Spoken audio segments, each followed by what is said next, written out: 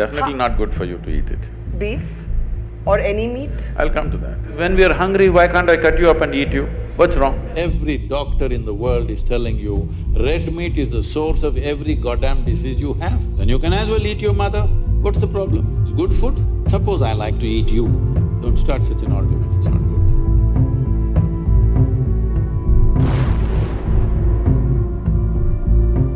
We live in times when faith for certain has become a very inflammable, easily politicized conversation. If faith should have been personal today, it's not. Today you actually have decisions taken in the name of somebody's faith being injured. So you mentioned food right now. I read somewhere that you said there's nothing religious about the act of food, just eat what you like. No, I Eat didn't what's say that. good for you? I said eat what's good Okay, for you. eat what's good for you. It's a very different thing. Okay, I correct myself. Eat what's good for you. But today we have a highly politicized conversation around banning beef in the name of faith. It's definitely not good for you to eat it. Beef or any meat? I'll come to that. Finish the Okay, so I'm offering that as one example of how I see a politicized conversation taking place around faith. How do you reconcile the faith of a large number of people with questions of individual liberty? I know I have read that you like books written by Salman Rushdie. We were the first country to ban him, again in the name of faith. How do we reconcile faith with individual liberty? See, it's always been said, faith moves mountains. Yes, but it freezes your mind. But the greatest crime you can do on this planet is to move a mountain. You should not move a mountain, it should be where it is. It is not just dropped from somewhere, it's grown because of various forces functioning in a particular way. Phenomenal activity has happened to build a mountain. You should never move a mountain. But people with frozen minds always want to move a mountain. Okay, having said that, when we say faith, it's an import for this culture. We have never had faith in this culture. You must look back little beyond 1,000 years since we've been under occupation. Here we have been told always, your life is your karma. Karma means action. Whose action? Your action. So what we are saying is, your life is entirely your making. There is no someone sitting up there and managing this for you. This is entirely yours. But for every action that you perform, whether physical, mental, emotional, energy-wise, whatever kind of action you perform, there is bound to be a consequence. If you're ready for the consequence, do whatever. If you're going to cry about the consequence, control the action right now. Based on this, now you came to food. See, the food consumption has been looked at very carefully in this country. If you just bring this back, the world will be healthy, do you understand? Here we have identified different type of people, what they should eat. If you're doing menial jobs, how you should eat. If you're doing trading, how you should eat. If you're into spiritual process, how you should eat. If you're into education, how you should eat. Why this is each person needs a different type of building of the body. You want to run 100 meters next to Mr. Bolt, what kind of food you should eat? You just want to work in Delhi, what kind of food you should eat? You want to think in a certain way, what kind of food you should eat? For all these, we have very clear prescriptions. Now, when it comes to food, what it means is, we are taking another life, whatever that is, it may be plant life, animal life, whatever. You're taking another life, ingesting it, and you have to make it your life. That's the whole thing.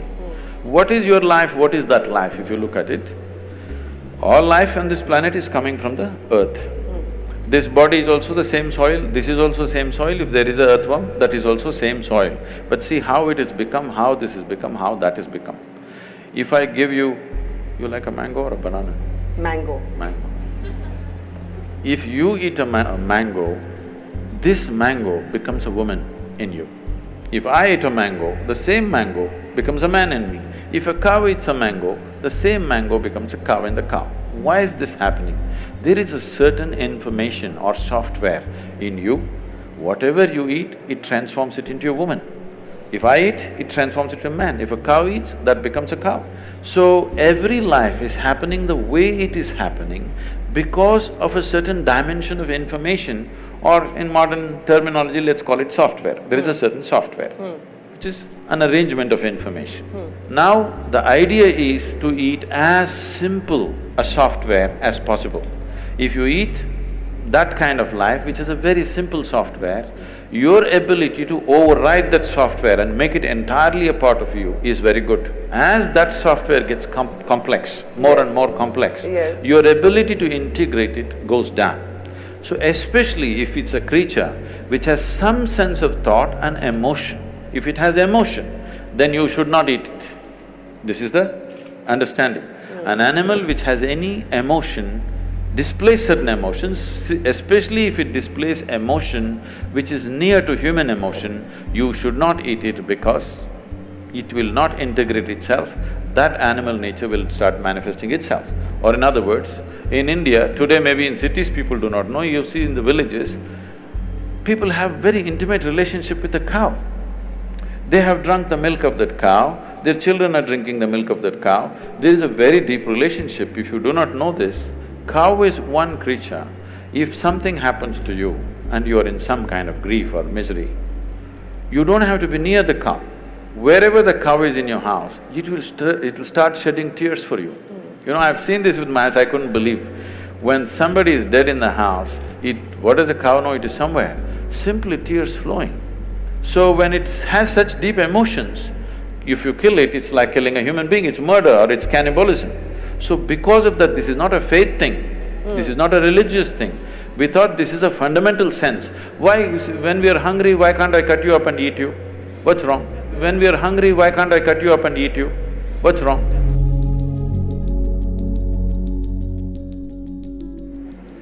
What's wrong amongst… But what you're saying should be about many more animals than just the cow. Yes, of course. And when it becomes about only the cow, then there is certainly a perception that it is a political decision or a religious decision. No, I'm not talking about whatever the laws. This is not about people getting up and saying it's cruel to be a meat eater. That would be a different argument. I'm not even talking about cruelty, even cutting a plant is cruel, in my experience. But you have to do it. But if you're conscious of it, you will do it to the minimum possible extent, not do it wantonly. That's the whole thing. Now about this political ban about cow slaughter or whatever, this has many things. One thing is there is a sensitivity. Once you drink milk from the cow, she's like your mother. Killing your mother and eating her up is something people cannot digest in this country. Still 80% of the people belong to that category. And they're hugely… there's a huge emotion, such an emotion which because they've always been made to be docile in a certain way, they have not violently reacted to it. But in some places, it has happened in villages and other places. There is already a beef ban in many villages just by a norm, not by any law, that you don't bring these kind of things into the village. I am not saying you must ban it or not ban it, I am saying the sensitivities of your population, without considering, you can't go do this blatantly. Because it is growing, it's becoming a growing business, India is becoming a major exporter of beef. Yes. That's not right. Even if somebody ate something, it is up to them, it's their personal taste, whatever. But now you're promoting it and you're making it grow, there is serious concern, but our people don't express it. Our people don't go out on the street and not going to kill anybody because they killed a cow. So, ban is not what is needed, more education was needed rather than banning. Because we've drunk the milk of this cow, if we tomorrow want to eat the cow, that is considered cannibalism, not cow slaughter. I want you to understand this. It is deep-rooted in us because like our mother, this cow gave us milk. Tomorrow how to kill it and eat it up, this is considered cannibalism, and we said you never kill the cow. But they allowed other big animals to be killed also. And this methane gas you're talking, this is not a problem in India, this is United States problem. All the statistics and stuff, we just import it from the West and we think it's like this. In United States, how the cows are kept is a completely different matter. If you go into your cattle thing, it's something you must go and see, then you will not ask this question again. You must go and see there'll be 500,000 or 1 million cattle in one place. There'll be not a speck of green because so many animals moving, full of dung and everything. All in sheds, sometimes they move them out for exercise and again back. On the highway side, if they're there a kilometer away, the kind of sounds they're making, it will churn your stomach. Because they're intelligent enough to know that they're going to be slaughtered. You must see the screams of the cows. Once you go there, never again you will touch anything because basically it will churn up something within you. There's somebody that I knew, she named this cow as Lakshmi. It always was with her, 30 years that cow has become very old but still with her. This lady died at 87. This cow came and just stood in front of the house, did not move from there, refused to eat. 2 days later, it just fell dead right there. So because it has human emotions, we said you cannot kill this because it is exhibiting human emotion. If you kill it, it amounts to cannibalism. When there is such a sensitivity, if you say, in front of my house you will slaughter, obviously there is going to be a problem. But every doctor in the world is telling you, red meat is the source of every goddamn disease you have, so you better change. It is not a religion, it's a certain sense of humanity. Humanity finds expression in various kinds of aesthetics. This is our aesthetic. What about the minorities living in those areas, Sadhguru? They can eat whatever else they want.